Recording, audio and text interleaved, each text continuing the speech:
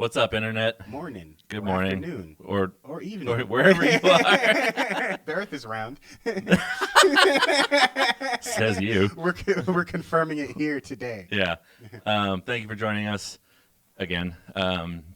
Today on stream with us, we have Karl from Landfall Games, or worked with Landfall Games. We're going to be playing Clustertruck and Stick Fight, some of the games that he composed for, and we're going to be asking questions. If you guys have any questions, please throw them up in the chat, and we will pop them over. As always, the socials are down here. Follow us there. Or any of these ones, they're all over the place. And if you're interested in audio for games, we always are enrolling for our audio for games classes here in San Francisco. So shoot us a message and we will get you those things that we just talked about. All right, anyways, let's play some games. This is a commercial. I'm eloquent as hell. Thanks for coming today, Karl. We really appreciate you. Yeah, thanks. Talk to us. Really fun to come and talk. Yeah. So let's do this. Yeah. Do you get a lot of interviews? No, not really. It happens. I do some speeches, not speeches, but we call talks or like workshops. I've done a couple of times. Right. But I think this is the first time for a Twitch interview, actually. Nice. Yeah. This is a first time for everything, I guess. Yeah, we're trying Yeah, to. you can see my face on screen. That's good. No, you're trying to. What are you gonna say? Oh, yeah, we're trying to. We're trying to be more. I'm not sure what the term is, but more Connected to the game. the game industry directly. You know, Because Twitch is such a big platform. yeah, it seems like now everybody's got a Twitch channel. Like, some of my favorite electronic music artists are streaming on Twitch. Yeah, I've actually been thinking of streaming Twitch for myself too. It seems kind of fun, especially for making just like sound design. I think I would be too stressed to make music. Yeah. But on the other hand, the way I've done, what's it called? Yeah, my workshops before is just I basically make a track from scratch live and talk about it at the same time. So that could be pretty nice to Twitch, I think. Yeah, that's a good format for Twitch, and depending on how you have everything set up, it's not super taxing on your CPU. Yeah. Well, No. it depends. Depending, it's like depending on how you want to have it set up. Like our old setup, we were running in between two computers. Yeah. We had like Pro Tools running on one computer and OBS on the other. It's Oh man, Pro Tool. I've never used Pro Tool. Whoa! I Okay, heard- we're gonna about talk this. about that Yeah. today for sure. we're gonna get into that. What's up, It's, August and Leo? Thanks for stopping by, guys. Yeah, it's pretty fun. Oh, there's some people joining. Hello. Yeah. There are people joining. So what's your DAW of choice then? Yeah, I'm actually a huge DAW nerd, and I started out on Cubase because my dad used Cubase, so that's what I like. And also Reason because I thought Cubase when I started out Cubase was way too complicated, and I found a cracked version of Reason. So I started out a bit on that, but Cubase I would say was my main DAW, but I also use Ableton for Stick Fight. I tried out Logic a lot too. I really like a lot of things about Logic, but there's also some things that get me really annoyed. Yeah. And I can see Reaper, that. and for sound design, I use Reaper because Okay. Reaper is Really? Yeah, that seems Yeah. to be a lot more popular. I see a lot of guys using Reaper, and hey, if I could pick your brain about it a little bit, because I'm really curious as to. I could talk for Reaper. We could have a stream all night talking about Reaper. All right, this is a Reaper stream now. The games, Yeah. music, it could be anything. No, but basically my philosophy for DAWs and stuff like this is like there's always the thing like use the thing you can do anything and everything. You can master in Ableton if you want. You can like do the whole thing in whatever. You can do sound design whatever. But for me, I really enjoy thinking about workflow in computers and just examining this. And this is something that when you use it in different DAWs, you get different perspectives on things. Yeah. And some things are just better workflow-wise for some different genres. Mhm. So that's why I use different stuff. Okay. Basically. Makes sense. But no one has to do this. It's Yeah. just my thing. But never Pro Tools. Never Pro Tools. That's No, I never used Pro Tools because I never went to a proper audio school. Where I know this Pro Tools is standard is in audio schools because Pro Tools is standard in the industry. Right. And I went to a school that had like music for game development, but it was not really an industry school, so to speak. It was more like an academic school. Yeah. So there were no real practical things, so I never learned it. And I actually tried to check it out the other day, and it couldn't start. It just crashed on logging into Avid.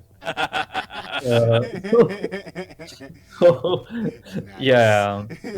That unfortunately sounds about right. Yeah, it's a finicky program, but Yeah, it's that- great. You know, it's got its uses. Well, we teach people more or less to be. One of our instructors likes to put it as DAW agnostic.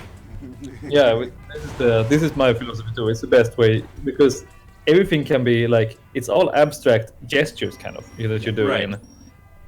in your DAWs, and that's how you really figure out how to make things fast as well. If you realize what the gesture you are doing is, then you can know how to do it in the fastest way. Exactly. Like whatever you understand how to do you understand the concepts, Yeah. and then just learning that whatever key combinations are on different computers or different programs. That's basically the only difference. Yeah. Yeah. So how did you start playing music then? If you didn't go to school for it? I just got started with so my dad is a hobby musician, or like former pro, but stopped because it's too hard. He wanted a living to be like he wanted to be a session musician. Of kind course, thing, and of course, yeah. So he kept the hobby. So I always had music at home. So I just picked up stuff and started playing basically. And then I started having I was pretty late with having lessons. I only started guitar lessons when I was 15. Oh wow. Oh, okay. But then I went to school for guitar, nice. like a music high school kind of thing. Uh-huh. And then I did some detours along the way, and then I ended up with studying computer game as audio. And that's kind of by random accidents because I thought that I was done with music and everything. But I had a friend who started studying computer game graphics, and I was like, okay. He said they just started because I was the first year in that school that had computer game audio. So they just started the course, and he said you should apply for it. And I was like, okay, sure. And it kind of worked out. Nice. So did you learn just like composition and standard music stuff, or did you learn like middleware implementation, any of those things? No, we didn't have any middleware in school at the time. I don't even think that was very. When I started school, it was 2011. Right. Unity was just becoming big then. Unity was not actually the standard. The programmers in our course wrote they were still at the phase where they wrote the game engine from scratch in C++. Oh wow. Oh man. And I think 2 years after I started, the standard was that they used either Unity or Unreal, which is still the standard in that school. Right. So it's changed a lot since I started studying. Yeah. And there was just I think Vice was around back then, but only the big companies used it. It was not a thing. They didn't. I never heard about it until many years later. Right. And we were mostly doing traditional composition, and there wasn't no teacher for video game. We had a movie scoring teacher instead, who basically taught us how to score for movies. Huh. Have you done any of that, like movie work? No. Yeah, well, I did a couple of trailers stuff. That's Yeah. it. Okay. But no whole movie. It would be fun to try sometime. But I also really like working with games, so we'll see. Yeah. We teach Wise and Fmod here at the school, but we also do the movie scoring class. We have one of those as well, just because it's we want to give people the most diversity they can for career paths, but it's really cool. I mean, it's crazy to think that people were coding it in C++. That would be... Yeah, but that's just... I'm not sure that maybe they still do it, but that was the thing. But anyways, are you playing do you have the audio on I have the Twitch stream muted now, but do you have the audio on? Yeah, we're running the music. We have our voices a little louder just because we want to be able to hear you. I think this is my favorite track of ClusterTruck. This one right here? It's my personal favorite. I love all of them as my children, of course, but but this one, that's one I really like. Yeah, talk to us a It's little bit like about the start of creating this. yeah, I think you could. I don't know where exactly in the music you are now, but this is like this started out as it's a stock library beat from Cubase, the tum tum. And I chopped it up a bit. I made it a lot more beefy because it's kind of like it's almost like a breakbeat, but not really. Yeah. It's I don't know what you call it, like what style you would call it, but it's like a nice kind of semi-acoustic, semi-electronic beat, and that was kind of the style I wanted for ClusterTruck. Like there's a lot of synth stuff, of course, but there's also a lot of like guitars and bass that I played live. Okay. Yeah, I was gonna ask about that because I was listening to it. I was like, this doesn't sound like Contact. This sounds like No, I played it. I played it on my. It's on a. Yeah, all the guitar sounds is on a PRS or SE guitar, like the PRS budget line, basically. Okay. Wow, Yeah, it okay. costs like $500 or something. Yeah. And A square. and the bass is a Yamaha, the cheapest Yamaha 5-string. I think it costs $100. But it's just. I mean, it doesn't sound good if you want to make realistic sounding rock. But the way I used it here, I just like messed it up so much that it starts to sound almost like a synth, but Yeah. not really. Right. I mean, even like crappy unquote gear still like has qualities that are desirable. Yeah, sure. Yeah, it's not crappy, but it's not. You might okay. Let's not say crappy, but it's Yeah. not many. Like It doesn't have cheap it does- or something. Yeah, cheap, but it doesn't have. Cheaper gear usually does something good, but it does only one thing good. You know. Yeah. Yeah. We might have to do some creative stuff to make it sound good. Right. But really, good gear could have many more facets. You could make it work in a lot more different styles or sounds or something like this. Do you find that's kind of like a workflow you've adopted of like, you know, at least trying to find and use things that may not be at the same quality level as, you know, something like a Gibson guitar or something like that? Yeah, I mean for sure. Because in at ClusterTruck I didn't. It was basically all in the box, except the guitar recordings. But after this, I started getting into a bit more outboard gear because I got some money from ClusterTruck, so I started investing in some synths and stuff like this. So for Stick Fight, I used the main synth for Stick Fight is actually a monologue, which is also the cheapest mono. I think it's the cheapest analog mono synth you can buy almost. Yeah, maybe some of the Volcas might be cheaper. The that synth, yeah. Yeah, but the monologue I used for I think almost all tracks. I And, love the soundtrack to Stick Fight is one of my favorites. So Thank you. Thank you a lot. Actually, it's super premiere. We might be thinking of doing some updates to Stick Fight, so there might be some more songs. Nice. Cool. Yeah, I remember before we even reached out to you, my friend showed me this game a couple years, like when it came out in 2016. And I was like, this game is wild.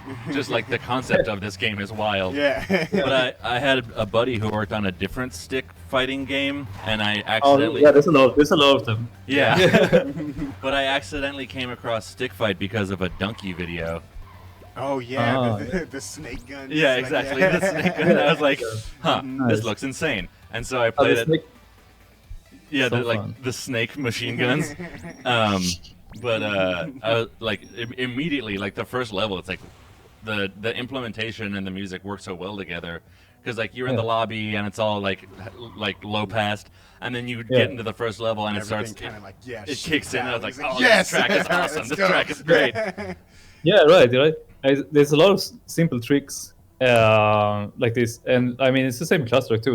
It's the same when you go to the score menu and things like this. You use low pass, and the thing like this is something you really should think about because there's so much. At least when you read like articles and discourse about game music and video game sound, there's a lot of focus on really, really fancy, super cool implementations, like with crazy interactive music and everything. And this is amazing, but it also is also a huge budget thing. You need like if you're gonna do a really cool interactive implementation stuff, you basically need a programmer that just does that. Right. At least in my, I would need that. But I can't do it myself, and no one at our company can do that. So and we don't really have the time or the budget for that because we want to have fast deadlines, and keep a small team. So instead I have to focus when I do audio, I need to focus on just making a good loop and trying to do all these little small nice tricks that can make the loop pop. And low passing a menu is like a perfect classic trick for this, or just at the start of the game, like in Stick Fight. Right. Just doing some basic side chaining for explosions and stuff like this. In ClusterTruck, I think the jump is side chaining too a bit. It seems like it, yeah. Yeah. It's not. I don't know. I don't remember. It was a really long time since I played ClusterTruck now, actually. But from what I remember, I was really trying to balance not to make it too much, but also trying to make it, because you really want the impacts and the jumps to be really, you want to feel it, because it's really important parts of the game. When you touch ground and when you leave ground, it's like the moment of tension in the game, right?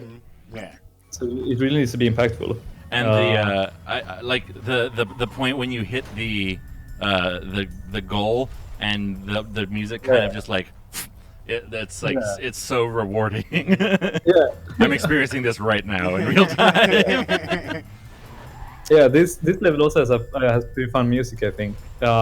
It's one of the, when I look at my Spotify streams, it's one of the least favorite tracks from the fans, unfortunately. But I really like this one. It's kind of like, I really try to interpret the cheesy Christmas music, but in a ClusterTruck style. It's also started with all the tingly the melody lines. Yeah, sleigh bells, exactly. But the sleigh bells are really like machine-like and drum machine-like, like. So I had a lot of fun with this one. Nice. Yeah, and I think it really worked well with it, because I remember this is like the second track I finished, if I remember correctly. And there was one. This is like the point when you're working on a game, because I do a lot of sketches in the beginning of a game. I make, like, for ClusterTruck, I made, I don't know, 30 sketches easily or something. Whoa. And then there's like this one, you find the one sketch that really fits somewhere. Right. And the first one was actually the laser world, which is the next world we're gonna come to. That was the first one that was finished. And then we were like, yeah, this works. We can extrapolate from this one and get the rest of the game from this style, basically. And this was the second one I finished. And it's really happy when you because that's that moment when you're like, okay, we got the first song, but now I need to see if I can actually make a second song that fits with it. And when you succeed, you're like, okay, I can make the soundtrack. It's fine. I made 2 songs that fits. I can make 10 songs that fits now. It's fine. So what's like the writing process? I guess in that the earlier stages, how long does that usually take? You know, kind of deciding where the direction of the project's going to go. Totally depends on how much time. But usually, all my projects I've done either with Landfall or with freelance stuff, there's usually one deadline and then it extends. Okay. So I always have to like be prepared to finish the soundtrack as fast as possible. Yeah. But at the same time, I always know that I can have more time to polish things usually. And ClusterTruck, I think I spent maybe, because I was starting ClusterTruck at the end of another project, which was the Aquatic Adventure of the Last Human with YCAY Games. It's a great Metroidvania. And I was starting it in the end phases, so I was sketching for maybe 3 months, I think, and then we did the first public alpha of ClusterTruck, and that's when I had to finish the track. So it's like, but this wasn't full-time sketching, but it was like half-time maybe. Okay. And then I just explore sounds, listen to music, practice, like practice playing the guitar, things like this. Yeah. And when I did, I usually just get a beat and I loop on top of it. And I used if you're in Logic or if you're in Cubase, you can do, and I think in other programs too, I'm sure, like Pro Tools or Reaper or whatever, you can do a cycle loop and just keep recording over the same cycle, and you can comp stuff afterwards. Right. And that is a big part of my composition process overall. I usually just record like 20 minutes or something over a loop and have it comp ready, and then I can like, if I have a really really good jam, I can build the whole track from just this 20-minute jam. Yeah, that's awesome. So is that kind of just by duplicating it and comping different stuff, basically. Right. So I might be jamming, and in the middle of the jam I might be, okay, so this would be a cool intro, and I will start playing something that I think would be an intro, and then I keep doing it like this. Nice. So you're kind of doing this all, I guess in different DAWs each time, but do you have a preferred DAW to use in this kind of sketching phase? Because I personally would see Ableton maybe being Ableton more for making beats and making sound things, but specifically this comping thing is really bad in Ableton. Ableton basically doesn't have comping. So, but Ableton for sure, when you're just trying to find a mood or just a sound, then Ableton sketching is the best for sure. Yeah. Since you can have, when I use Ableton, I only built in Ableton devices because that's what you need Ableton for. You need it to be quick. Yeah. You don't want to keep opening up different plugin windows and stuff. You want everything there on the bottom of the screen. You want to tweak stuff. So some of the songs in ClusterTruck were actually started like the moods were made in Ableton. I made in Ableton, and then I exported Cubase and I made a song later in Cubase. Okay. So yeah, it's always kind of a mixed bag. Yeah, there's no process really. You just have to try to find out, because sometimes it also helps to try to do something else to kind of get the creative uses going. Yeah. So like, there's one song for the game we're working on right now. It's totally accurate battle simulator. And there's one song here that I like basically made from a voice memo recording. From the beginning. Because I was like, I can't get anything going in my computer right now. I'm just gonna leave it. And then I picked up a guitar, like acoustic guitar, and I played some melodies. And I just, this is good. But I was not computer, so I just recorded on my phone. And then I transferred that to MIDI, like converted the phone thing to MIDI, and then I made an orchestra track from it. Oh wow, that's awesome. See, that's one thing I'd like to do more is like make audio MIDI. It's good. Yeah, because I'm using Logic a lot, and that isn't the easiest thing to do in there. No, it's kind of complicated. Yeah.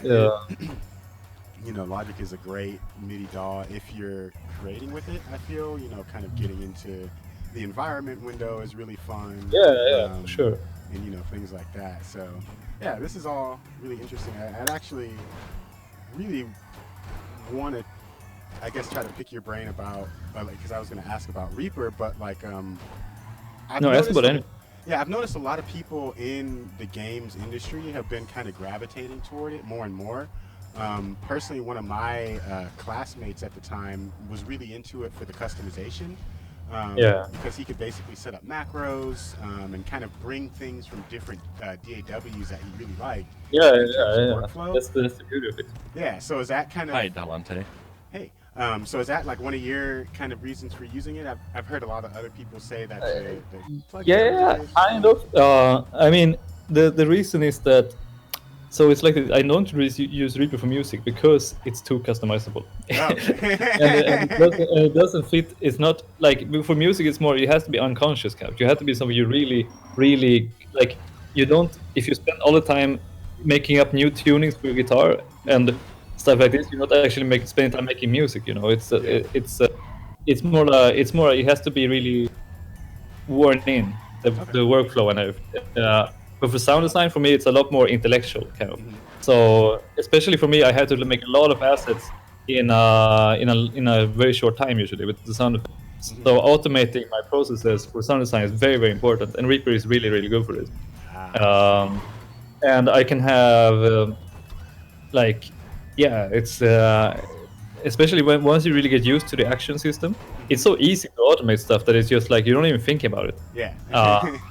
But for music, this is still too much of a distraction. I've tried it, but it doesn't work for me. I just and especially since like the stuff I use, otherwise it just has everything I need for music. I never felt that, except comping in Ableton, I guess. But one day. Yeah, but otherwise, like the mixing and editing stuff that is in Cubase is just like everything I need for music, basically. I don't need to automate stuff there. But for sound design, there's always something new you need to do. Yeah. And especially for game audio as well, it's a lot of DAWs are focused on live recordings and like post to movie, where you know exactly where everything's gonna go. You have like it's a linear thing, basically. It's a linear arrangement of sound effects. But this is not what you do for game audio. Then you have to create a lot of assets that are then supposed to fit in the game. Right, they get triggered. Yeah. So, and this is because this I actually even in Reaper there's some things that there's more leaning towards linear stuff, which is why I'm like trying to look for. There's a lot of interesting stuff happening in this though. There's a guy on YouTube called Marshall McGee, I think, who makes like game audio YouTube videos. He teamed up with a guy to make a Max for Live device that does a lot of, you might say, automated asset randomization. Which is really interesting. And there's also Soundweaver, now released by Boom Library. Okay, yeah, I've heard of Soundweaver. Yeah, and this one is like, for me, this is a great, because what I use a lot of the times when I do game sound design, not for ClusterTruck though, because ClusterTruck there's not very many sound effects. So these ones I just did normally, like linear editing, just recording stuff or drag and dropping on the timeline, whatever. Yeah. Classic stuff. But for later games, Stick Fight and also our we did a Battlegrounds game called Totally Accurate Battlegrounds. Okay. For these, I had to make such a huge amount of weapon effects and the variations and hit effects and everything. So what my solution to this was to create sampler instruments. With specifically, I used Weaponizer a lot, if you know nice. it. Yeah, so Bear Weaponizer is a sampler, but just with a workflow or GUI specifically made for weapons, right? So what I would do, I would just make a shotgun project, and I would open X amount of Weaponizer instances, and I would you would make one shotgun effect first, and never duplicate it. Yeah. And I would change some assets in Weaponizer and like tweak it until it sounded like a new shotgun. Okay. And I would continue doing this for as many shotguns. Let's say there were 10 ones. So I would have 10 tracks with 10 Weaponizers, and then I just plop as many MIDI clips as I want the assets on all the tracks. So I might have, let's say I want 10 variations, because I see there's a question in the chat now. What is the thought process behind making sounds for games that you've probably heard 1,000 times? Yeah, that's a very good question. And usually what you want to do is you want to have variation. You want to have variation in the assets, so you might have like a bunch of assets like a round robin, which is what I'm describing how to make now with the weapons. But you can also have variation in the playing in the actual game engine. But you have to be careful with this, because sometimes, like the classic advice is to do a slight randomization of pitch and sound effects. And a pitch and volume. But then you also, if you have a 3D game, you are very lucky, because then you get a natural randomization of the pan. So this is very nice, because you don't have to work anything. It already makes the sound a bit more varied depending on where it exists in the game space. But the thing is with pitch and volume variation is this can sound very weird if it's done to the wrong sound effect. It can make like melodies and stuff like this, which you don't really want. You're gonna sound like an old vinyl record. Your footsteps start to make a song. On this level, there was a classic. There was a perfect example of this, which was that the variation of the pitch and the volumes on the laser sounds were too big, so they were sounding like they were really dissonant. On this because level? they're going like zzz, on this world. The lasers are going like it's just a loop going zzz.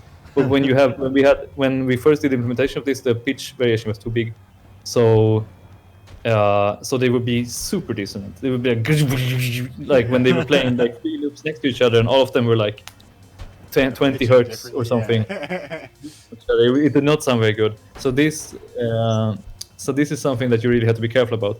But otherwise, the way I would do it otherwise is just make a bunch of variations printed in the sound effect, like have more actual files. Because then you can have exact control over how you want the variations to sound. Right. You can make them consistent in any way you want, and you can make them different in any way you want. And also, and now we don't have that much memory constraints with games anymore. This would be a big thing, like even 10 years ago. Right. It would be a much bigger thing. But now it's like, it really doesn't matter. You can have, and the AAA games have like 100,000 assets or something in their sound effects now. It's insane. Yeah, that's the one thing that always kind of, because game audio always seems really interesting to me, but it is kind of intimidating just thinking about the amount of asset creation that you have to do, because I guess in my mind I'm coming from more of a music background where it's just like I just want to make cool sound happen and then go to the next thing, and it's just like, okay, you have cool sound, now make 10 variations of that, and it's Of just cool like, sound. yeah, you know. Now that- make- This is why either if you are AAA studio, you have a huge team of sound designers, so more of them can work. As many people as possible can work, but even these people have to make a lot of automated stuff. Right. Yeah. And for me, I mean, I have to automate as much as possible. Otherwise, it's not. I can't make the sound effects based. It's not time. That's not time enough. Right. It's not Yeah. time effective.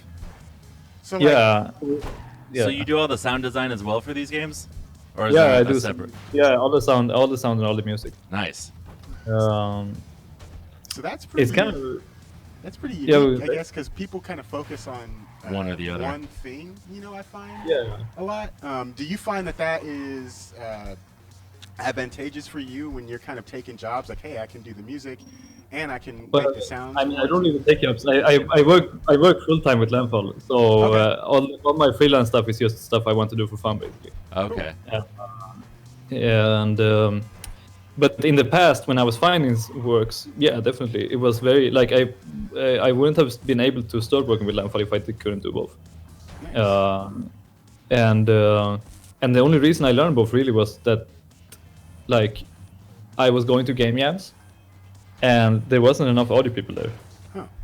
It was like someone has to make sound effects too. I guess I'll make it. Yeah. Because I'm also more interested in music. I'm more like you just want to make cool that sounds fun, and I want to play with it. Yeah, exactly. But I just kind of had to learn how to make sound effects too because it was needed. Yeah. Which is crazy because there's so many people who make sound effects and want to make, but they don't really like the best way to get to know people is game jamming, Yeah. in my experience. But other people don't go to game jams for some reason. I have no idea why. Yeah. Good to know.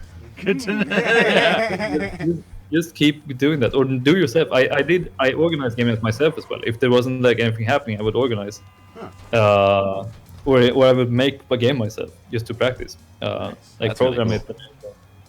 It's like this was when I was like studying because it really helps to know how the whole All the pieces fit together. Yeah, that's one thing that. yeah, 'cause, you know, exactly. If you really know the game process, you can really contribute so much more with the sound effects and with the music because you know how it fits together. Yeah, you know the game, and just because that's one thing that always I wonder about.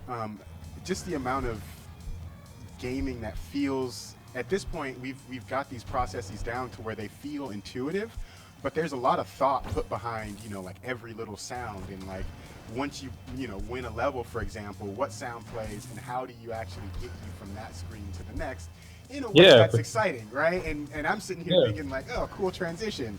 You know, that's just been thought out, you know, maybe for a whole meeting or a whole day of kind of development. So this is probably a lot longer, more thought in bigger game productions. For us, it's more like, oh, we should have something here too. Yeah, let's try this. Yeah. It's not good. Okay, it's not good. Yeah, let's go. Right? Sometimes we try to plan and think like, like it's the same every time I have to make a sound effect that I don't know how it's supposed to sound. I make also a lot of very different variations for it, and then we just test it in game and see which one works best. Which feels right. And then why it feels best, who knows? You know, I'm not a scientist. Yeah. So It's just like when me and like the game designer feels that it works well, then that's when it works. You know, we don't have focus groups or a lot of game testing this way. Okay. Yeah, that was going to be my next question. Is like, how much do you actually rely on like play testers and stuff like that? Yeah. No, it's basically only us. We or our friends sometimes, but we don't have. Hey, dude. We don't have any else. But we do actually we do release games for free though. Yeah. So this is a form of playtesting, but it's not very focused. You might say it's more like you just see the response that people have to it, which is not like this because some people do really scientific game testing where they have like rooms and they film the people who play, you know, and they really analyze like how did they feel in this level, how did they feel at this moment of the game. That's we don't have the really possibility or inclination to do this. We just because ultimately we just want to do stuff that we like ourselves. And we want to find the intersection where the stuff that we like to do and the stuff that people want to play. And this is done just by sharing things on letting people play games. ClusterTruck started this way as well. It was just a free alpha, of the first 4 levels. So up until now, basically. That's a lot of game. Yeah, that is a lot of game. Yeah, we released it for free, and it became huge. We used the only thing you had to do to get it was to sign up on a mailing list. Right. And the mailing list got like a lot of people on it, and that was very helpful for actually releasing the game later. We have a very good conversion rate from mailing list to people buying. It probably helps to have a really fun game. Yeah. That's always the number one step, of course. Just have a very fun game. But let's see, there's some questions on the... Yeah, a couple questions in the chat. How do you manage to make sound effects of things that doesn't have bass in real life? That's a very good question. There's 2 ways to interpret this question. Do they have bass frequencies in real life, or do you mean that they're not related to real life? I think the question is like, how do you make sound effects for something that isn't real, like something imaginary? Like like lasers don't technically have sound, but how did you? But we know they sound like. Oh man, this is a whole different stream in itself. But I just goof around with sound basically, and then when I find something that catches my ear, I save it, and then if I think something might work in the game, I save it further and I send it forward to the game basically. That's a very simplified process, but just playing around a lot, like listening to the world around you helps a lot, because sometimes like you can find some really cool sounds in the world and you can think about that, and you don't even have to record it. You can just think about like, why did that make the funny sound? Yeah, that was what I was gonna ask. Like, do you come up with like for something like the laser? You're like, okay, like laser is light. It doesn't technically have noise. Do you just? But the laser is the laser is just like a cliche. It's like the laser is like this in every sci-fi. Yeah. Thing ever. So this is not a very not a good maybe example. Maybe I don't know. Like a good one would be there's a ability called a truck boost, where you make the truck go faster for a while. Oh yeah. So this one, I think I put an explosion together with a whip of a horse, like.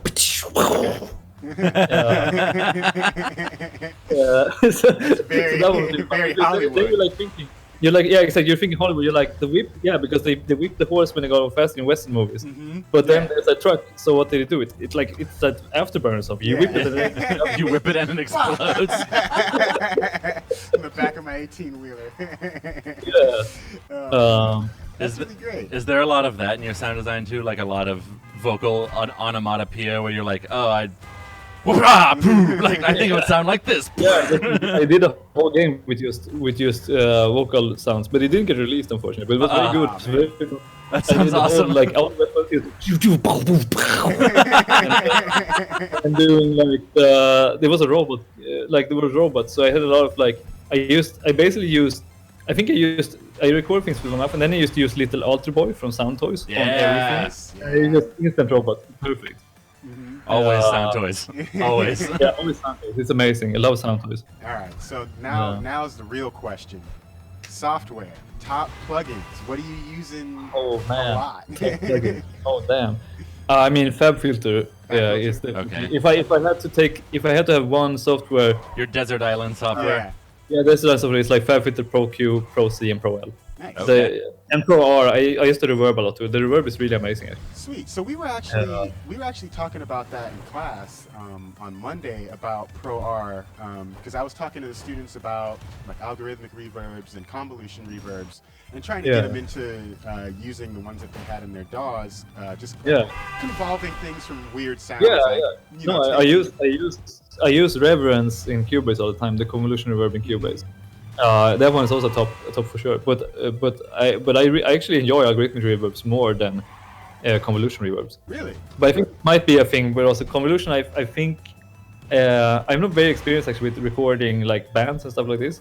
But I imagine that convolution is probably more nice when you want something to sound more as realistic as possible, kind of. Right. But I don't really do a lot of realism in my music, and for this I think algorithmic, where you can really sculpt the reverb exactly how you want it, and also automate it in a way that sounds more natural, because automation in convolution reverbs is not always very nice. Yeah. I think pops a lot. Depends on the plugin, I guess, but but you can get this like time stretching effect almost, which can be cool, of course. But if you're going for that. Yeah, but sometimes you want something more subtle, and then I think algorithm Especially in Pro R, the EQ they have built into the like damper basically EQ? they have Pro Q built into the reverb. Yeah. Okay. And Pro Q is like such an amazing equalizer. So it's so convenient to just have it directly on the reverb to shape it as you want it. Yeah, for sure. Have you been messing around with Pro Q3 at all? No, I just got the license the other day, so I haven't had it tried yet. I had mean, two until yesterday, basically. Okay, yeah, it's really great. I mean, the dynamic EQ features that they've added. Yeah, the threshold bass is like really fun. super nice.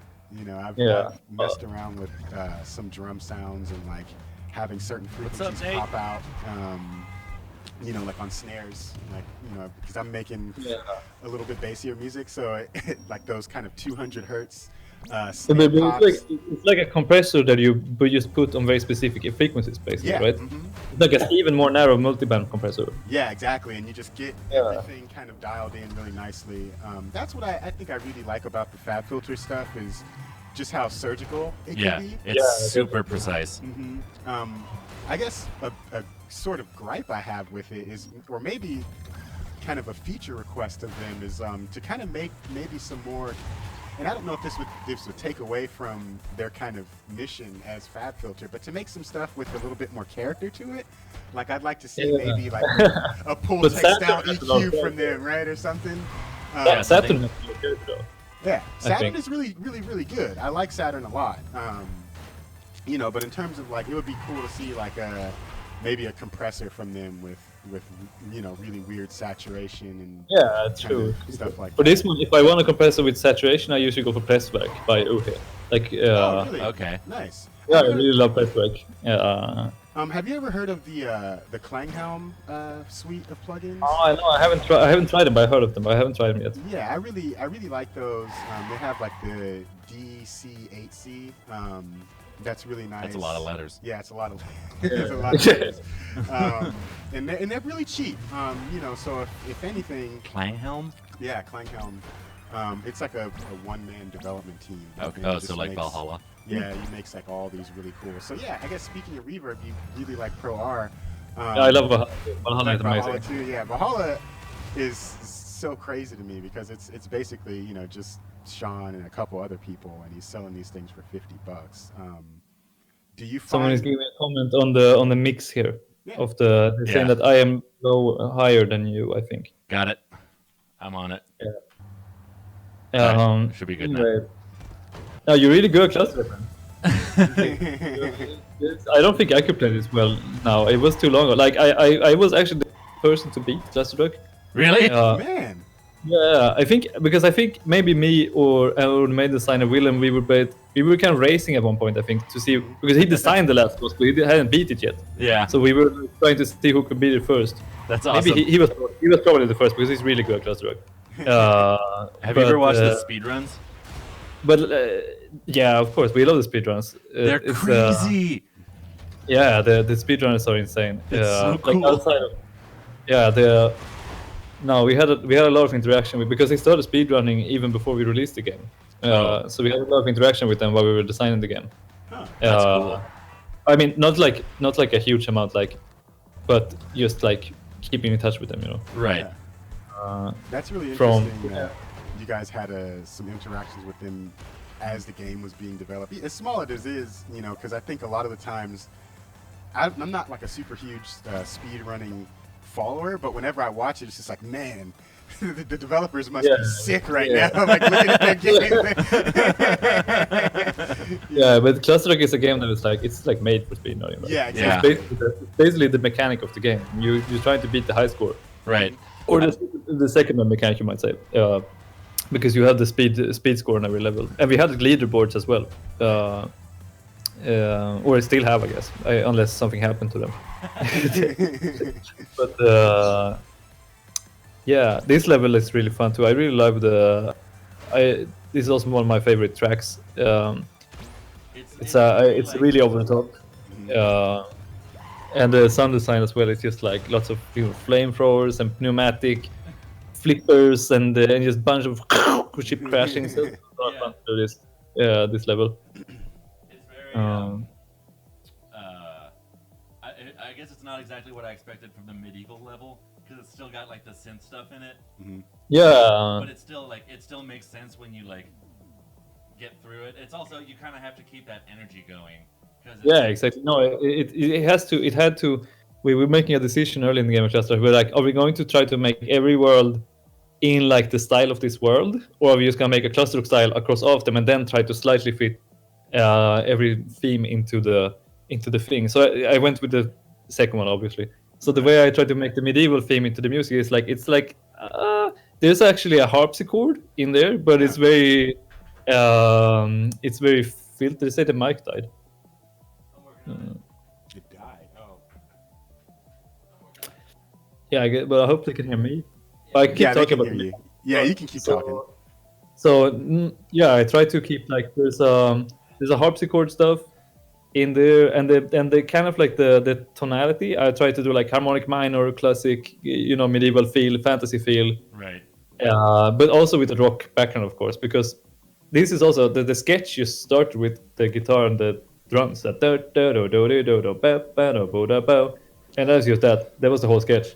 But that the rhythm really fit into the level for some reason. Right. And then I just added all of the synths and melody stuff on top of this afterwards. And for this map, this was just a beat and a synth line to begin with. It was like boom da boom ba boom boom ba boom, and the drums going like on a 4 on the floor, right? Kind of stuff. But I like xylophone and lots of like little mysterious stuff on top of it to make it like Indiana Jones or like exploring ruins kind of feeling, So it's actually like it's a lot of stuff. The graphics in ClusterTruck is so bare bones. So yeah, it's like I try to make. No, it's just the trucks and the level. Yeah, so the music heads really do a lot in this game. Because it gets kind of boring if you play without the music. It is, in my opinion. Yeah. Unless you're a hardcore, like really really hardcore ClusterTruck player. Yeah. And then you're tired of it, of course. But you got a question. Yes, I did make the music for the game. This question in the chat. So do you find yourself? Do you use like? Are you a big? How do I put this? Theory person? Theory? Music theory, yeah. Yeah. Yeah, I really love music theory. I try to not think of it when I'm writing music. I just try to go where my ear tells me, basically. But I really love theory for the moments in between, kind of, when you're not playing or practicing, but then you're trying to understand why a song sounds cool or stuff like this. And this is always like as soon as you start writing music and you're like, okay, so then I have to go to here, and I have to. Then it's just you. At least for me, there's people, of course, who can write music this way, but for me, I lose momentum. But I really love geeking out about music theory in the off time, kind of. And I've studied a bit. Right now, I'm actually reading. I'm reading the original. Wait, what's it called? It's right over here somewhere. Here. Like Johann Fuchs, the counterpoint book. Oh man. Study of counterpoint, the original one from the 1600s. Oh man. So I'm a bit of a music theory nerd. Yeah.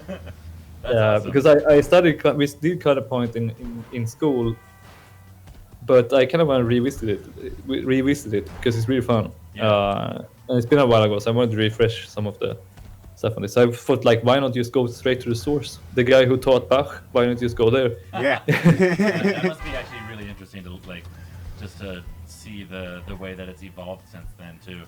Yeah, definitely. I'm definitely gonna keep going after this, but I want to start here. It's really fun because it starts and this quote from Johannes Fuchs, and he's like, "Music is so horrible now. This everyone rules for no reason. Music is dead now." Oh man.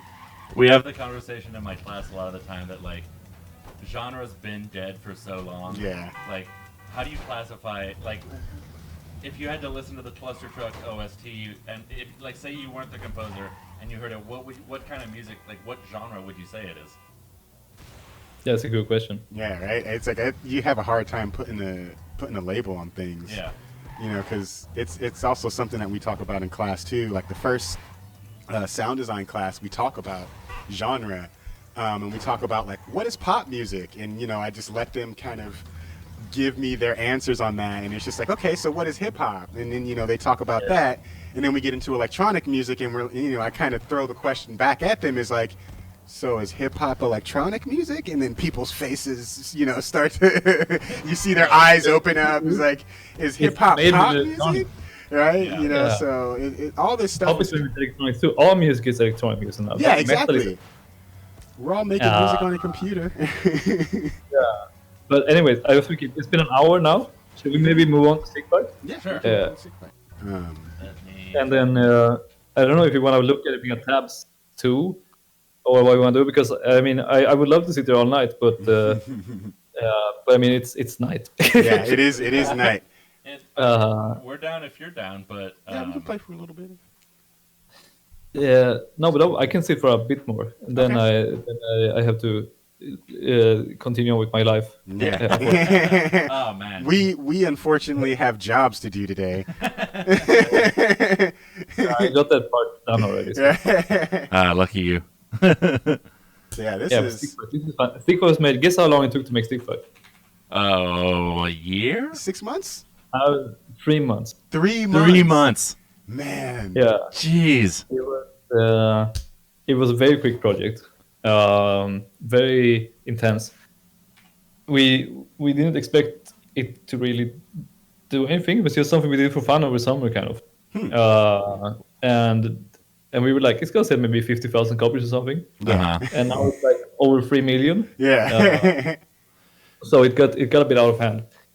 I was gonna say, I mean, like, well, I would never. I mean, you know, the graphics again are relatively bare bones or something, but still, it's like this game's fun. This game is so fun. I remember, like, we were playing at the house, like me, you, and Ryan played for like 2 hours. Yeah, just like, wait, what happened? Did we just play through the whole game?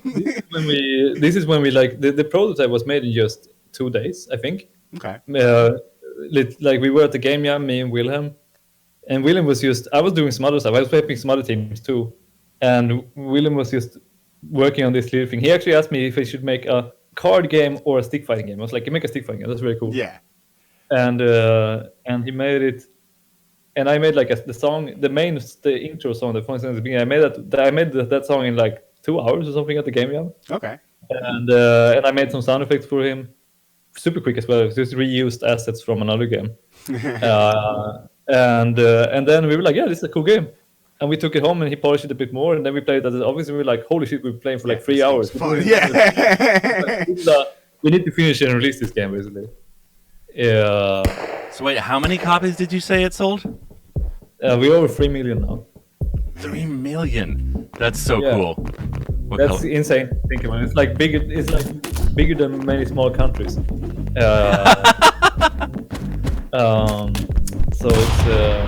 it's pretty insane. But yeah, it's great. It's amazing because I mean the only inspiration was just like, I want to make something fun that is inspired by old stick fight animations. Yeah. I was gonna ask, like, as soon as he said, oh yeah, he did stick fight, I'm like, I wonder if he played like the old Zhao Flash animation games. No, we love it. Yeah, dude, those were like my middle school and high school all day.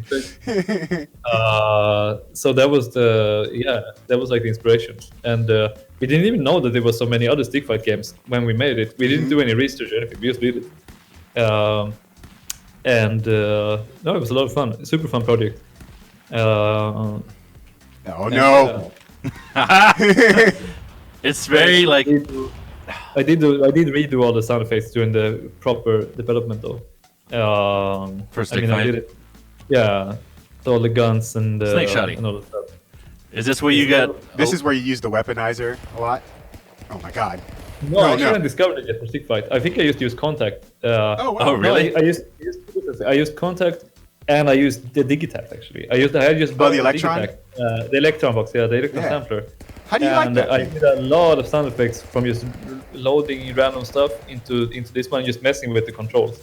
Okay. A lot of the more explosions. I think all explosions actually are made from just loading some random stuff and then putting lots of distortion on it and messing with the envelopes. Sweet. Were you using like the contact distortion or decapitator, something like that? No, distortion in the Digitact. I did like a bunch of sound effects we used like in the box in Digitact. All of the effects were from there. I think one specifically I got a lot of traction from us. This was the time, I don't remember. Do you remember the fidget spinners? Yeah. Yes. Yeah. It was just at the end of this thing, and they had ordered a bunch of fidget spinners for the office. I got one, and as everyone does, you listen to it, and you're like, "Holy shit, this is so basic." Yeah. This sounds cool. Really low bass tone. So I just recorded this, and I put it in the Digitact, and I messed around with it, and I got a huge amount of sound effects from this. Like explosions and just lots of different weapons. Everything's just crazy. It's a very good bass to use if you want to have an analog recording as a bass for sound effects. You get a fidget spinner, just spin it. It's great because it's like a mechanical spinning layer, but it's also the spinning creates a bass tone. So it's amazing. Yeah. Do you tell people about that often? Is that your secret weapon? My fidget spinner. No, secret. I only used it that time. So, I mean, it's so passé now. If you want to use a fidget spinner, go ahead, man. I just did it like years ago. Oh, man. That's really funny. Yeah, the snakes are that's just me going. That's you. Yeah, that's me. Sweet. That's funny. You're the cause of many deaths. Just, Yeah. There's this Wired interview that they do with a bunch of like classic game sound designers, so like Tommy Tallarico and stuff. And they were talking about Earthworm Jim and how a lot of it is just one of the dudes in the office just being like groovy. yeah. And so it's the same. It's interesting how people put themselves in their games in ways that you wouldn't necessarily think about immediately. No. Like I thought the snake sound was just like a noise wave, or like or a snake recording. Yeah, from, someone like, recorded a Freesound snake. or Yeah. So yeah, that's just and punches as well. I stayed late one evening in the office to get it really quiet, and then I put the mic really close to my chest, and I just started hitting myself. And also the same thing, I loaded that into the Digitact and I messed around with it to try to find the right pitch and everything. And but the guns are library, but no, it's not really a library because I edit them a lot afterwards. I use almost the same gun library for all of my gun effects, but then it's the recordist, if you know the guy. There you are. Yeah, he makes like the best gun libraries because they're so clean. The recordist? The recordist. His name. It's the recordist. Okay. If you Google this and search for it, he's like. I'll definitely check that out. Basically boutique sound libraries where it's like he records stuff super clean and very high like quality, like 96K at least. Okay. Oh wow. Okay. Yeah, Hell that's yeah. a lot of Ks. And then like 5 different mic positions almost for everything and stuff like this. Oh wow. It's not free though. No, it costs a lot of money. Yeah, that does not sound like I was gonna say that doesn't sound free. It's not a huge amount of money though. If you buy like a big of this like a big master library from somewhere, that's gonna cost a lot more. But the thing is, the record is he breaks it up into so small pieces. So if you need something specific, it's affordable. It's in there, yeah. It's like a couple of $100 or something. That's not too bad. For this quality of sound effects, I mean, the returns I got on this investment to buy these sound libraries is insane. Yeah, because they're so good that I could use these sound libraries for almost the rest of my life and just get so many variations of it because you can. They're so clean that you can do all kinds of processing to them. You can make them into a million different things, right? Yeah, it's totally amazing. Because there's so many gun libraries that I found that they're barely usable because they're so badly recorded. Yeah. Right. So they might sound good in just one context, but if you want to do something with something, it's not possible because they record them so hot that they're almost distorting. Right. It's just clipping. And in like bad quality and with only one position of the mic, so it's like it's no good. Yeah. So does the dev team know that you self-abused for the audio for this game? No, I don't know, man. I scream. In the next game, Toliak Battle Simulator, we have a lot of not voice acting because it's just screams. Yeah, that's voice acting. Technically. Yeah, I definitely have used my vocal cords for this a lot. Everyone is in that game too. I recorded everyone and a lot of our friends to be different units. That's awesome. Okay, Yeah, so that's that's the game where you have like the choice of like archers and like Yeah, flamethrowers and stuff. Okay, I've seen a bunch of videos of people like pitting like the whole archery team against like one guy with a katana and like just Yeah. cycling through all that stuff. Yeah, Okay, there's also some confusion because there's another game called Ultimate Epic Battle Simulator. That's the one that I have. okay. Yeah, but that one just like conveniently, randomly was released a couple of months after we released alpha for our game. No connection. No connection. Convenient indeed. Yeah. Yeah, but it's a different game. That was more realistic, and it's more focused on having huge armies. But our game is more like it's the same as Stick Fight. Everything is physics animated, so there's very Right. It's really like ragdoll. yeah. It's really taxing on your GPU It's like though, right? No, on the CPU. In the CPU. CPU, I mean, yeah. But Tabs is another level compared to Stick Fight. The William got so much better at the physics animation. So it's like he's a marionette artist, you know. He's William going with the strings on top of the characters in the game, making them do cool stuff. It's really amazing. He's really good. So how long did the development on that take? Or like the We've been working on it. This one has been like because we worked on it. We started working on it almost the same time as ClusterTruck actually, but we worked on it on and off. Wow. Okay. We did like Stick Fight and we did other stuff in between. Right. So this it's still in early access, but we are working on the full until this summer. So it's a longer project for sure compared to Stick Fight. But it's also a much more complicated game. Right. Yeah. Is it like the physics engine? That's kind of the main hurdle, really. Yeah, it takes a lot of. It's a very complicated thing to develop with, both for the programmers and for the game designers and everything. It's really hard to balance and to make everything cool. Yeah. So how did you like start working on this stuff with them? Like how did you meet the guys from? I met them at the Game Jam. We were in different teams, but I got to know them. And then nice. I was exhibiting another game I was working on at the conference, and they were exhibiting one game too.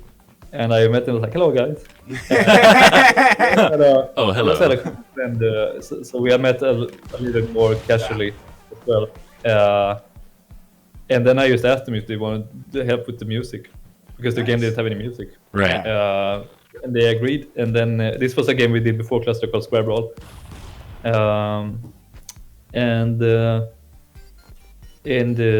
Yeah, that was it basically. That was you. Yeah. Sweet. It's a very easy story, but it's a lot of luck involved. Yeah, that sounds like the luck-based build. You got a luck build. Like meeting at the exact right position, and then you also have to have the right like personal chemistry and everything. Right. Because if we work together, it's because we really enjoy working with each other. We have a very good workflow and a lot of chemistry in our whole company. Everyone in the company, we're a small company, but we have very good chemistry basically. That's good. So were you a big gamer growing up? Yeah, for sure. What was I played a lot of games and I played music when I was a kid. What was your favorite?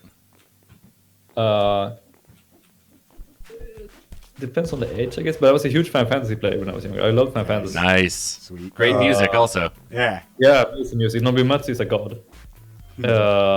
Like really, I'm still listening to the soundtracks and I'm like, this is like holy shit. Like when you're listening to it as a professional too, you're like, damn. Wow, this guy's good. And the same with Koji Kondo as well. Like, oh yeah, Koji Kondo's the man.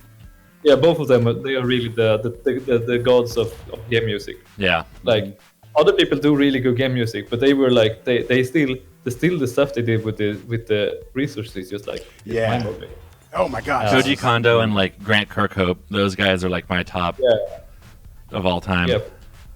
No. And there's a lot of good game composers too. But now of course, and also in times past. But for me, they are the main, because especially Nobumatsu is like the guy who can really take a loop, and they didn't do that much interactive stuff in Final Fantasy games, but he could really take a loop and just make it go forever, basically. Yeah. And he had so many cool tricks for doing this. It's insane. Do the orchestras ever come by you? The Symphony of the Goddess or the one that plays the Final Fantasy music? We have one of these. I watched them many years ago. We have one called Distant Worlds. Yeah. But I haven't seen one since then. But they're really cool. But I actually like them better in the original sample.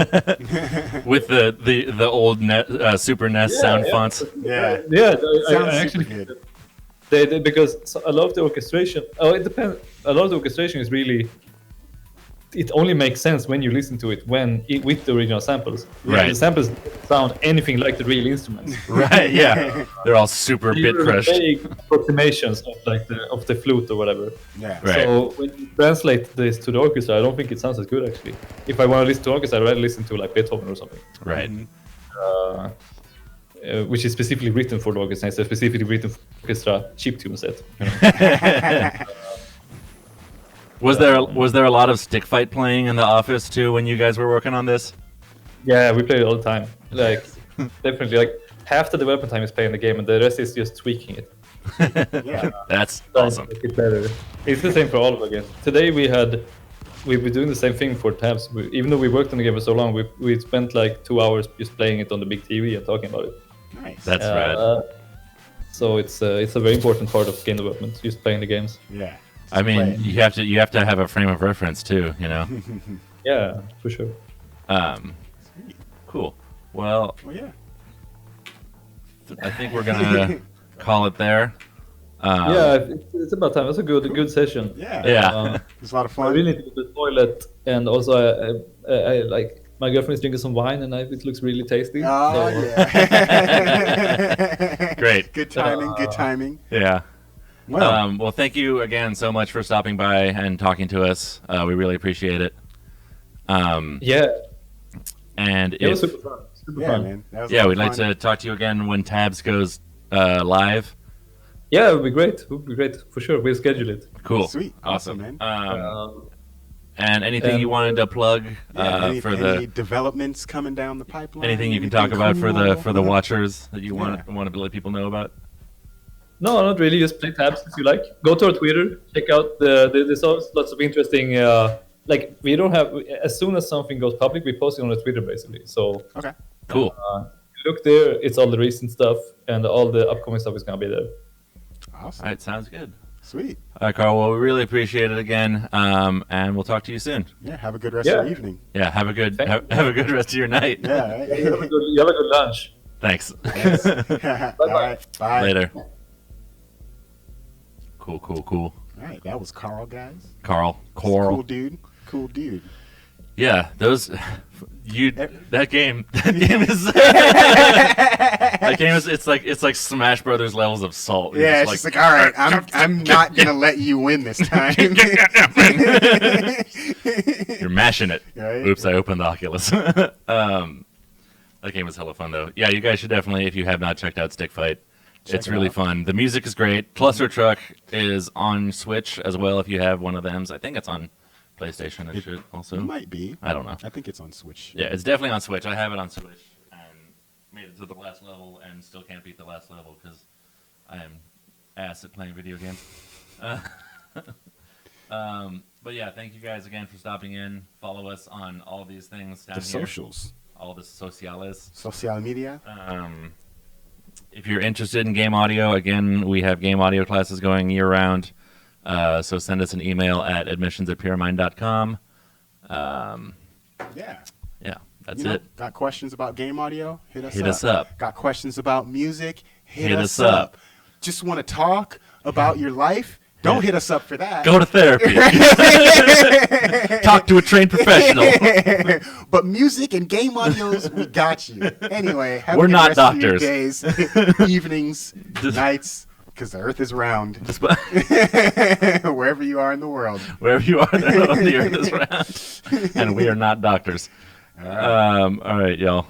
See you Later, we next got time. some more interviews coming up for you soon with some new indie games coming out, so keep your eyes peeled for that. We've also got some big news coming up with some of our alumni on Twitch, so you'll be hearing about that. Follow us on these things again, and Big you'll things. get updates for all the good stuff. Peace out.